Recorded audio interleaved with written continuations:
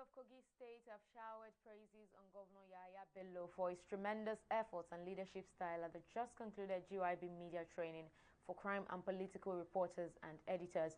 TV360 Nigeria was at the training and files in this report.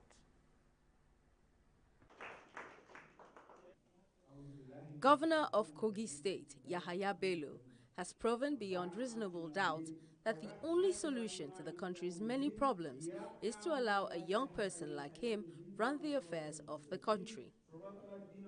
This fact was re-echoed when the national president of the Nigerian Union of Journalists, Chris Isiguzo, and his team awarded the governor with a Distinguished Role Model Award in Education.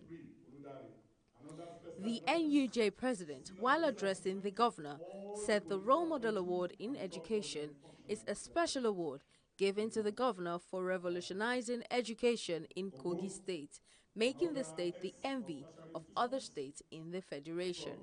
Governor Yahaya Bello today, we singled him out because of what he's done. Massive transformation he's brought to the education sector.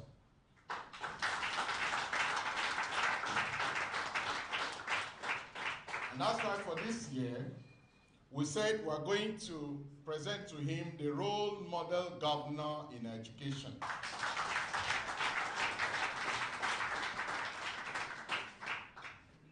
Maybe most people don't know what is happening in Kogi State in that sector. This governor, since he came on board, started a university from the scratch. And today, that university is about accepting the newest intakes of students, actually. And that's the Confluence University of Science and Technology. The Vice Chancellor is here. As we also speak, the governor has transformed the State Polytechnic. If you go there, if you say that seeing is believing, if you go there, you will see it, and I'm happy that the rector is also here to attest to what I'm saying. As we speak, His Excellency the Governor has not abandoned primary and secondary education. He has constructed about 500 units of classroom blocks across the state. The governor did not also abandon existing blocks. He has rehabilitated about 600 of them. As we speak, if you look at the teaching staff in Kogi State and compare them, do a comparative analysis with their contemporaries in other states, the difference is like 7-up. The difference is clear.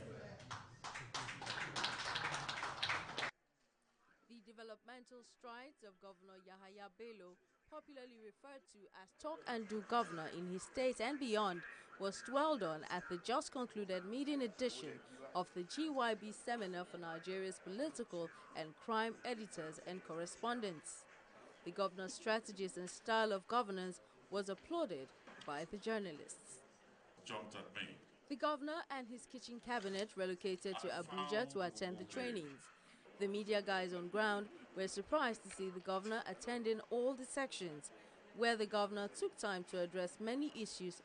Nigeria is a ship, or is a flight, that requires the best captain to steer or lead affairs to the desired destination and let the best candidate emerge. Who will unify this country? Who will solve the problem that we are facing today? Who will build on the legacies that Mr. President will leave behind? That is my position on the issue of rotational presidency. And of course, we have to look at the demography.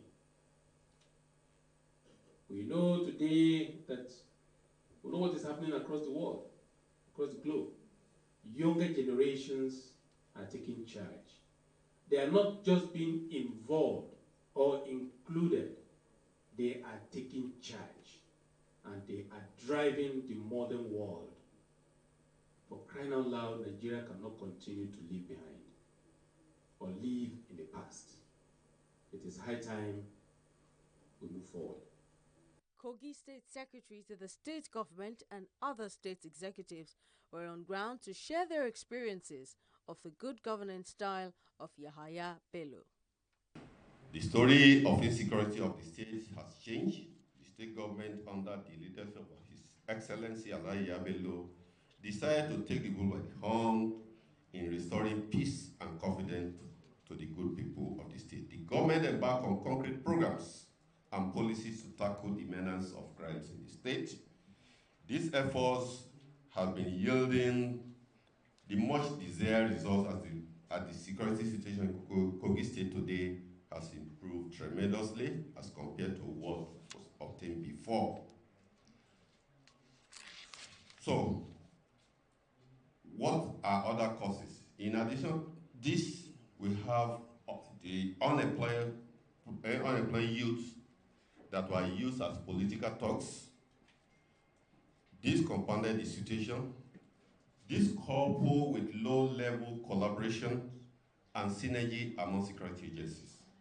As a result, we also lack well-structured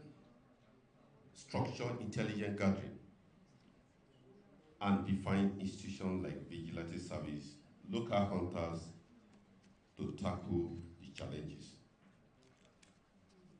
Your Excellency, when we talk of lack of synergy in Kogi among security agencies, I recall one night when all heads of security agencies were with the governor strategizing of how to improve security, where a service, the army, the DSS and police we turned into boxing. And the governor was just looking at everybody. The situation was so bad that they were in Kogi, or they served in Kogi to carry out their own interest, not the state interest. So he certainly have no reason for not bringing them together. And when we discovered that they could not work properly, the governor did the needful by reporting back to the headquarters, and some other people were brought, and we synergized together, and today we have one of the best people working in Kogi as federal agencies, armed forces, police, and other paramilitary working perfectly to bring security to Kogi State.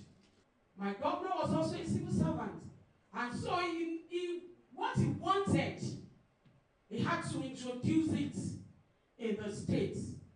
And on the premise of this, a bold step of reforming the civil service in Kogi State started, which was one of our 5 points agenda in our first tenure.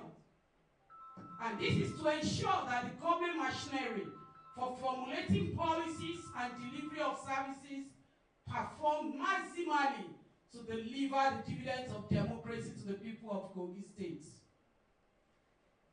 What was the objective? Objective of the reform, the civil service reform, is to have an efficient civil or public service that facilitates rapid socio-economic development of a state, yearning for speedy growth, knowing fully that it's the civil servants that will carry out the policies and the decisions. And it's also to foster the competitiveness of Kogi State public service with any other state civil service in the country. I feel bold and proud to let you know that a typical civil servant in Kogi State as we speak can compete with any civil servant even at the federal level. We inherited a huge wage bill. The Honorable Commissioner of Finance will attest to this. When the governor came in, what we were just able to do was to pay salaries. Just pay salaries, nothing. Huge wage bill.